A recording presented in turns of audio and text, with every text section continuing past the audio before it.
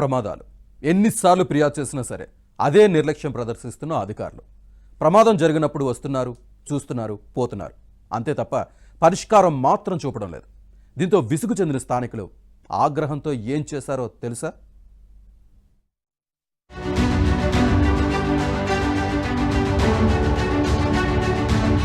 హైదరాబాద్ గోషామహల్ ప్రాంతంలో నాలా రోడ్డు మరోసారి కుంగింది. చాక్నవాడి దగ్గర ప్రధాన రహదారిపై ఈ ప్రమాదం జరిగింది. అదే సమయంలో ఆ దారిలో వెళుతున్న పలు వాహనాలు నాలాలో ఇరుక్కుపోయాయి.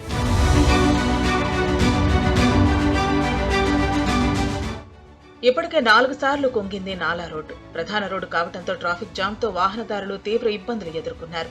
ఈ ఘటనలో ఎవరికి ఎలాంటి గాయాలు కాకపోవడంతో ప్రజలు, అధికారులు ఊపిరి పీల్చుకున్నారు. పలుమార్లు నాలా రోడ్డు కుంగుతుందని స్థానికులు మొరపెట్టుకున్న జీహెచ్ఎంసీ అధికారులు మాత్రం పట్టించుకోవటం లేదు. నాలకు సంబంధించిన రోడ్లను పూర్తి స్థాయిలో విచారణ చేసి పటిష్టంగా నిర్మించాలని స్థానికులు డిమాండ్ చేస్తున్నారు.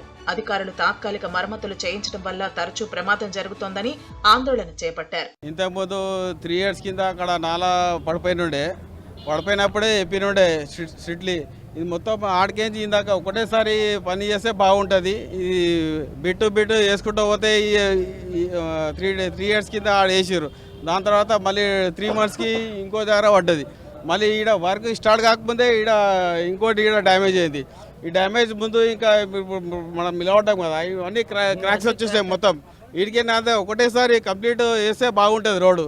ఎందుకంటే గడి ఇబ్బంది రాదు, పబ్లిక్ కూడా ట్రాఫిక్ కూడా ఏమి ఇబ్బంది రాదు.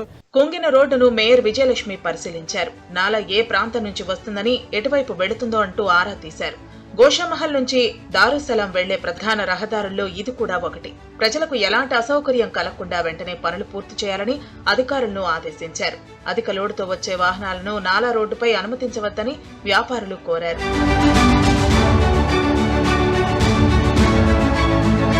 నాలా కుంగడం వల్ల ప్రాణ నష్టం జరిగితే ఎవరు బాధ్యత వహిస్తారని స్థానికులు నిలదీస్తున్నారు. నాలా వరుసగా కుంగడం కారణంగా నిత్యం తీవ్ర ఇబ్బందులు ఎదుర్కొంటున్నామని, నెల రోజుల్లోనే రెండోసారి కుంగడం వల్ల అధికారుల నిర్లక్ష్యం బయటపడిందన్నారు.